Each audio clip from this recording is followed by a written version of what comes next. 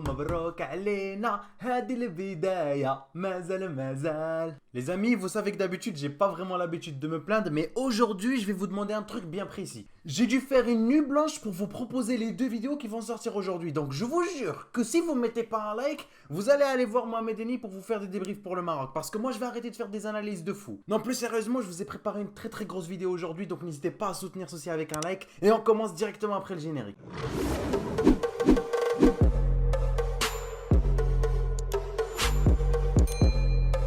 Vous vous souvenez de ce sentiment, les amis, au moment où le but il s'est marqué, votre chair de poule qui commence à se sentir, votre frisson, vos larmes qui commencent peut-être même à couler, la fierté, l'amour de votre nation que vous ressentez à ce moment-là, vos cris de joie, vos sauts. Bref, on l'a vécu hier et c'était vraiment un moment inoubliable pour le public marocain. Je l'ai vécu avec mes abonnés en live sur Twitch. N'hésitez pas à nous rejoindre si vous voulez vivre ça avec nous. Je vous mets le lien dans la description. On fait des lives pour tous les matchs du Maroc. On est en 8ème. Mais oui, c'est officiel et je remercie tous les joueurs, tout le staff de l'équipe nationale marocaine, tout le public marocain, le public algérien, le public également tunisien, égyptien, ainsi que toutes les autres personnes de toutes nationalités différentes qui nous ont soutenus dans ce match. Et du coup, depuis même notre début de CAN, le Maroc a été décisif, il a pris ses responsabilités en main et il est parti gagner ce match. Il a convaincu avec son jeu et il a fermé même les bouches de certains. C'était un match beaucoup plus simple que le premier, les amis, parce que la Côte d'Ivoire, elle se donnait un petit peu plus vers l'avant, elle essayait de créer du jeu, elle essayait d'attaquer et ça laissait des petits espaces derrière. C'est pour ça que je vous disais que contre la Namibie, c'était normal de ne pas réussir à marquer très tôt et essayer de faire du coup un grand résultat et un beau match, parce que c'était vraiment une équipe qui restait derrière et qui bougeait pas. Là, on a vu complètement le contraire. On se souvient même de cette équipe de l'Espagne où on a eu même pas 37% de possession, mais c'est pas pour autant qu'on n'a pas réussi à arracher un nul. Normalement, c'était une victoire. Bref, c'est une autre histoire. On parlera en détail de notre tactique et de notre manière de jeu un petit peu plus tard. Pour l'instant, les amis, on va commencer avec notre effectif. Pour l'instant, on va commencer par donner le droit de chaque joueur parce qu'ils ont tous été pratiquement énormes aujourd'hui. Voilà, s'il y en a qui n'ont pas fait attention à tous les détails, vous avez le droit de savoir tout ce qui s'est passé à la moindre lettre près. Il faut rester très objectif, mais qu'on soit bien d'accord, on a la meilleure équipe du monde. On va gagner la Coupe du Monde, la Coupe d'Afrique, la Coupe de l'Univers et la Coupe de la Galaxie. Pour notre gardien Yacine Bounou, il faut être honnête les amis, il nous a fait un petit peu peur. Alors il n'a pas testé bien comme il le faut, heureusement, on n'a pas envie qu'il se fasse tester, tant que ça passe comme ça c'est très bien pour nous. Mais par contre, il n'est pas forcément très rassurant à certains moments. C'est pas parce qu'on a juste gagné, on a fait un bon résultat et que nous sommes contents qu'il faut oublier les mauvaises choses. Il a fait 2 bons arrêts dans ce match et j'espère que ça va lui donner encore plus de confiance pour les prochains. Mehdi Ben Atia, un monstre irréprochable au niveau de la récupération. Le placement, on n'en parle pas. Incroyable au niveau de la transmission et la remise en jeu, on l'a même vu du coup dans l'action du but, c'est lui qui est à l'origine de tout ça. Ah bien entendu, je vais vous rappeler tout ça bien après les amis quand on va parler des occasions du match. Pour l'instant, on se concentre sur les joueurs. Romain Saiss, c'est tout simple les amis, je n'ai rien à dire sur ce joueur. Non, plus honnêtement, j'ai toujours dit que c'était l'un des meilleurs éléments de cette équipe nationale marocaine et c'est pas parce qu'il y a par exemple un Hakim Ziyech ou un Amrabat ou un Nasseri qui brille qu'on doit oublier ceux qui sont derrière et qui nous font en sorte qu'on se prenne pas de but quoi. On se rappelle cette première occasion où s'il n'était pas là, on aurait pris un but fatal qui aurait certainement changé le déroulé du match. Bref, merci à toi Romain Saiss, je vous montre son discours d'après match. Ouais, on a fait un très bon match. On s'est mis au niveau de l'enjeu et de l'adversaire. On a répondu présent dans les duels. On a su être solide. Et on s'est créé quand même pas mal d'occasions. On a marqué un but. Voilà, je suis content pour le petit Youssef. Ça va le mettre en confiance pour la suite. Et puis voilà, il nous reste encore un match à bien négocier. Et après, on va se tourner vers les 8e finales, Inch'Allah. Nabil Dirar, très costaud, des fois assez agressif sur l'apport physique. Offensivement parlant, il monte et c'est très bien parce qu'il fait peur avec son apport physique et des fois ses interventions un petit peu violentes et agressives. Et grâce du coup à cet aspect-là, il a été un petit peu plus tranquille au niveau de la défense parce que les Ivoiriens jouaient plus sur le côté droit parce qu'il essayait de passer un petit peu par Hakimi. Et en parlant de Hakimi, il a fait un match très juste. Je veux pas dire qu'il a fait un très beau match parce qu'il y avait quelques éléments qui ne sont pas forcément parfaits, il faut en parler, mais par contre, il a été exceptionnel dans d'autres éléments. En fait, le fait qu'il joue du coup sur ce côté gauche, c'est un handicap pour lui, ça va toujours lui porter préjudice. Il n'est pas sur son bon pied. On a vu quelques ballons qui sont passés du coup directement sur la ligne de la touche parce qu'il n'a pas réussi à les contrôler avec son pied gauche. On a même vu des fois des centres ratés à cause de son pied gauche, mais c'est pas pour autant que c'est pas un joueur qui déborde, un joueur qui tire, un joueur qui provoque et qui dribble. Et défensivement parlant, il est tellement rapide qu'il rattrape tous les joueurs aussi. Bref, il a peut-être même réussi à avoir un penalty non sifflé, on va en reparler tout à l'heure lorsqu'on parlera des occasions. Mais je vous montre son discours après match pour que vous ayez une idée de ce que lui il a ressenti. شكرا بزاف فرحانين ربحنا اليوم درنا ماتش مزيان وفرحان بزاف ايه كان صعيب بزاف هما كيلعبوا مزيان بيرو حنا عندنا فرقه مزيانه وشفتوا في التيران مزيان ودينا 3. لا باقي مات الاخر وخاصنا نربحوا تا هو باش نكونوا مزيان وندوزوا احسن.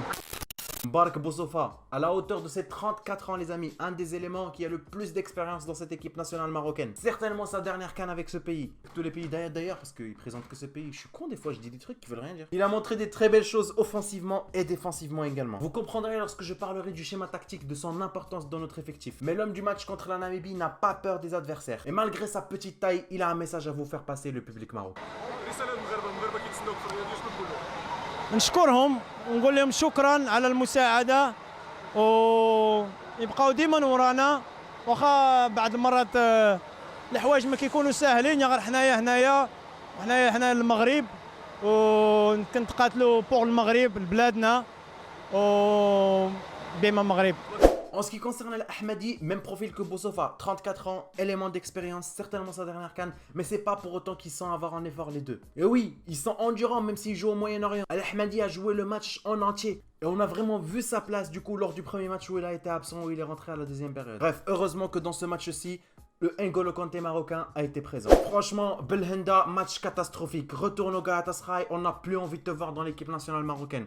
En ce qui concerne Ziyech, mais non je rigole, tu y as vraiment cru. Belhanda il a été incroyable, t'es fou quoi. Non honnêtement, en ce qui concerne Belhanda, il faut juste faire confiance à Hervé Renard. Je vous l'ai toujours dit les amis, il connaît le potentiel de son équipe, il connaît le potentiel de son joueur, il connaît le potentiel de tout son effectif. Et est-ce que toi monsieur Abdelkader, agent comptable qui passe tes journées à regarder Chelsea, tu vas savoir mieux que Hervé Renard? Ben non, il a toujours insisté pour faire jouer Belhanda et vous avez toujours critiqué. Bah là aujourd'hui ça porte ses fruits, un des meilleurs éléments de ce match, Belhanda, que ce soit dans l'apport offensif, dans la récupération ou même dans le placement. Il lançait les joueurs sur les ailes, il débordait dans l'axe, il même tirait, il driblait, il proposait plein de solutions. Et il nous a manqué lors du premier match également, il faut le dire. Voilà, vraiment le milieu de terrain, il était mort au premier match parce qu'il n'y avait pas Bossofa Belhanda. Là frérot, ça a complètement bougé. En ce qui concerne Ziyech les amis, c'est ma plus grosse déception dans ce match. C'est mon élément préféré de l'équipe nationale marocaine. Pour moi, c'est le meilleur joueur que nous avons actuellement. Je suis vraiment pas le genre de personne à cracher sur le pain que j'ai mangé. Je sais pas si c'est ça l'expression, mais bref, vous avez compris.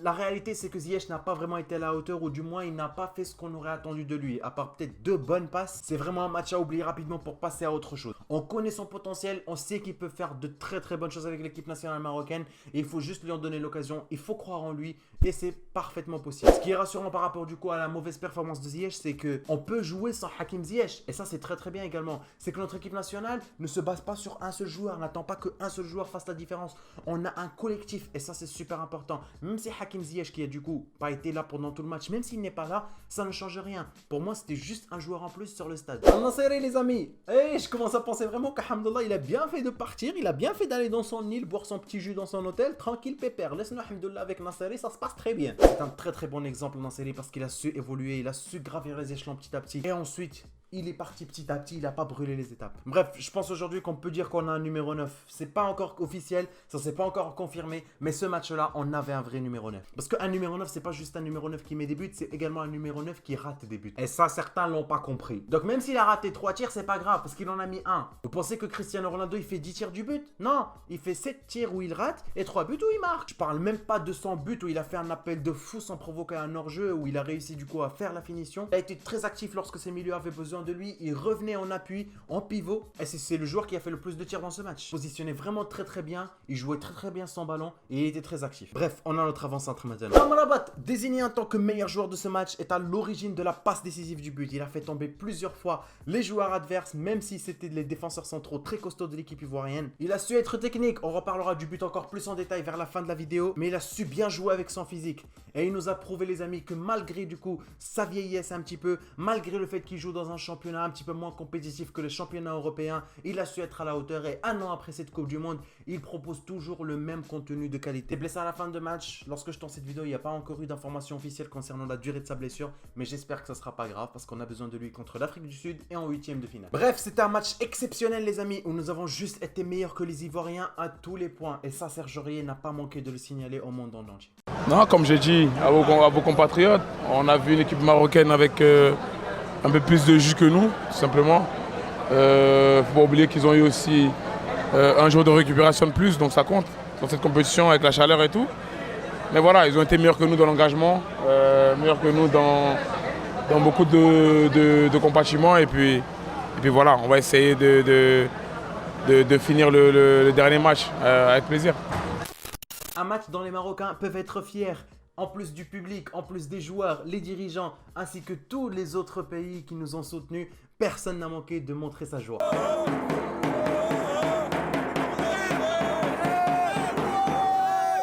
Allez, allez! Allez, allez! Allez,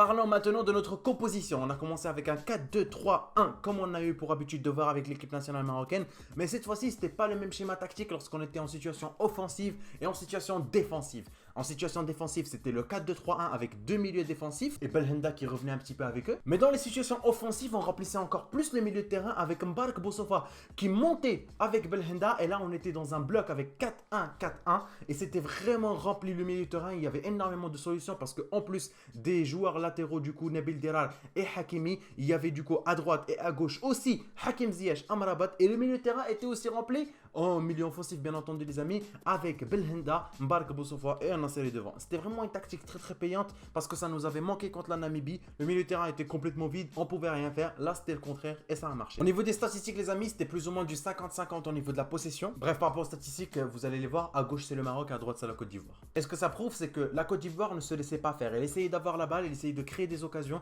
elle essayait de mener le jeu, mais ils n'ont pas forcément réussi. Le combat du milieu de terrain a été gagné pour nos Lions. La preuve, les amis, 61% de duels aériens gagnés, c'est juste énormissime face à une équipe qui a des grands gabarits comme la Côte d'Ivoire et une équipe avec laquelle on a Mbark Boussoufa par exemple. Au niveau des tirs, on a tiré 14 fois, ils ont tiré 10 fois les Ivoiriens. On a cadré les gars exactement le même nombre de fois, 3 fois chacun. Après, ce qui m'a un petit peu surpris, c'est un petit peu la mentalité dans laquelle nous sommes entrés dans ce match. On est vraiment entré dans un aspect très agressif. On est vraiment entré pour gagner du coup cette possession de balle, pour casser le rythme lorsque du coup les joueurs adverses de la Côte d'Ivoire réussissaient à l'avoir. Et là, les fautes, il y en a eu énormément. Alors bien entendu, c'est pas des fautes très très graves qui visent à blesser les joueurs, mais c'est des petits tirages de maillot, des petits fautes par-ci par-là, des petites prises en sandwich qui ne méritent pas forcément des cartons jaunes, mais ce sont des fautes tactiques intelligentes qu'on a appris à faire avec Hervé Renard. Avec 27 tirs à 17, on a été beaucoup plus agressif et beaucoup plus physique que les joueurs de la Côte d'Ivoire. Et c'est bien de voir l'équipe nationale marocaine capable de ça. Faut faire attention à pas du coup se fatiguer parce que le prochain match c'est que dans 3 jours et ça peut être fatal. Ça m'a un peu rappelé le match de l'Algérie contre le Sénégal où les Algériens sont rentrés également avec énormément d'apports physiques. Ils sont rentrés vraiment très très énervés sur le match. Mais faut pas croire que c'est juste dû à des tensions dans le match. Non, ce sont vraiment les entraîneurs qui décident de faire un style de jeu comme ça et de le mener à bien. Alors je me dois quand même de vous montrer la première occasion à la 35e seconde où Ranim Seyss est intervenu les amis. On a cru au drame. Heureusement son bon placement lui a permis de dégager le ballon sur la ligne du but que Kodja avait bien réussi à cadrer. Ensuite les amis, pour l'équipe marocaine, à la 18e minute, Belhanda qui lance parfaitement Dirar, un centre au premier poteau. Un Nasser est bien placé et pas couvert comme il le faut, va rater le cadre. Petit filet. Et à ce moment on a commencé à comprendre que le Maroc n'allait pas disputer le même match que contre la Namibie. On allait avoir des occasions, on allait voir des contre-attaques, on allait voir vraiment des beaux buts et pas des contre sans camp à la boîte 12. Et bien c'est ce qui est arrivé 6 minutes après. Benrati avec ce changement d'aile dans les pieds de Amrabat et qui contrôle parfaitement son ballon. Il élimine 5 joueurs, attend la sortie du défenseur central de la Côte d'Ivoire. Un inséré avec son magnifique appel n'a qu'à glisser le ballon ensuite au fond des filets. Ensuite quelques minutes après on a eu une très très belle occasion à la 34e minute. Malheureusement Amrabat n'a pas cru en lui, il n'a pas tenté sa chance et il va peut-être s'en vouloir. Ensuite, vers la fin de la seconde période, et c'est la période où on a eu le plus peur de prendre un but de la Côte d'Ivoire, les amis. Ils auraient vraiment pu marquer parce qu'ils ont mis énormément d'intensité, énormément de pressing dans la récupération des ballons et des contre-attaques très rapides avec des gros tirs qui auraient pu nous faire très mal. À la 61e minute, les amis, un magnifique ballon que Hakimi a voulu mettre en retrait, mais le pied gauche va encore une fois lui causer des torts. Hervé Renard n'était pas du tout content. Quelques minutes après, un magnifique ballon que Belhanda va mettre pour lancer Dirar sur le côté droit. Le latéral du Fenerbahçe va mettre un bon centre à terre à Al-Nassri qui va tenter un très beau geste. Malheureusement, le gardien se couche rapidement et un hors-jeu est signalé. Donc même si on avait marqué, ça aurait été hors-jeu. Il n'y a pas de VAR, mais il y a hors-jeu quand même. Bref, nous n'avons pas du tout arrêté d'essayer. Comme à la 72e minute avec Amrabat qui va mettre un beau centre à Al-Nassri, qui va même pas cadrer de la tête. Ou encore dans le temps additionnel, cette barre de Mazraoui qui est rentrée à la place de Amrabat. Malheureusement les amis, j'ai pas réussi du coup à avoir le but de Mazraoui. Je sais pas pourquoi il est pas du tout présent. En général, ceux qui mettent du coup le best-of des buts, etc., ils le mettent très rapidement après le match. Donc ils mettent pas à la fin du match pour essayer d'avoir le plus de vues et le plus de money. Au final les amis, cette victoire nous fait énormément de bien, mais il y a quand même certaines choses à régler. C'est pas parce que nous avons gagné contre une équipe forte, c'est pas parce que nous avons fait un bon match, qu'on s'est procuré beaucoup d'actions, qu'il n'y a pas des choses à reprocher à notre équipe. Il faudrait vraiment être beaucoup plus lucide, il faut avoir beaucoup plus de réalisme dans le dernier geste, surtout en série. Très bien ce qu'il a fait déjà, c'est très beau le travail qu'il a fait, mais il est encore jeune et il peut être vraiment un très bon numéro 9 dans les années à venir et il faut qu'il travaille ça. Ça va, t'as bien dormi? Mais moi t'as vu, j'ai pas dormi pour leur faire cette vidéo. Ils doivent mettre des likes. Combien? 3000? C'est beaucoup. Hein. Bon bah mettez 3000 likes. Hein. On était capable de au moins mettre un 3-0 contre cette équipe de Côte d'Ivoire. Alors je vous dis les deux occasions ou les trois occasions où on aurait pu mettre encore plus de buts. Il y avait ce penalty contre Hakimi. J'ai pas vraiment eu l'impression en regardant moi le ralenti qu'il y avait penalty. Mais Jamel Sherif les amis, le professionnel en arbitrage de beIN Sport Arabe, a bien confirmé que c'était un penalty où normalement on aurait dû marquer. Un autre but les amis, Mazraoui qui ne devait normalement pas rater ce face-à-face avec le but. Il n'y avait même pas de gardien, fallait juste réussir à cadrer. C'était très bien joué, il était bien placé, mais le dernier geste a manqué. J'ai fait des rimes et tout. Oh là, Abdel chanteur à la place de Saad Lamzar. Bref, en plus, on rajoute une des occasions que Youssef Al-Nassri il a marqué. Il y en a, machallah, beaucoup, les amis. Avec une de ces occasions, on passe au 4-0. C'est bon, on a gagné la Côte d'Ivoire 4-0. C'est ça le résultat qu'il faut dire maintenant. Non, plus sérieusement les frères, le plus important c'est que le résultat a été tenu. On a gagné ces 3 points, ce qui est juste énormissime. On passe à la tête de ce groupe. Ça fait plusieurs années qu'on n'a pas réussi à faire une entrée aussi exceptionnelle en Coupe d'Afrique. C'est juste incroyable. Ça motive encore plus les amis. J'espère que les Lions vont continuer dans ce rythme-là pour voir un match contre l'Afrique du Sud incroyable. Demain les frères, vous aurez la vidéo avant-match Maroc vs Afrique du Sud pour qu'on voit comment on doit jouer, si on peut gagner, quelles sont nos armes, quelles sont les armes des adversaires. Tout ça les amis dans une vidéo demain. Soyez présents dimanche. Parce que oui, le match c'est lundi, on n'a pas eu beaucoup de temps de repos, mais bon, on le va faire, vous inquiétez pas. Le plus important c'est qu'on a vu le réel potentiel de notre équipe, on a vraiment vu leur vrai niveau maintenant. Les gens ils vont arrêter un petit peu de critiquer et nous laisser travailler en silence. Bref, bombardez cette vidéo de like comme on a dit les frères, n'hésitez pas à vous abonner si vous êtes nouveau. L'aventure vient tout juste de commencer. C'était Wadel, je vous donne rendez-vous du coup à demain. Peace. Non d'ailleurs dans vos villes il fait combien de degrés? Moi frère je meurs de chaud à Grenoble wesh. Et hier il faisait 40 degrés. On est à Dubaï ou à Grenoble? Laisse tomber wallah. Je suis dans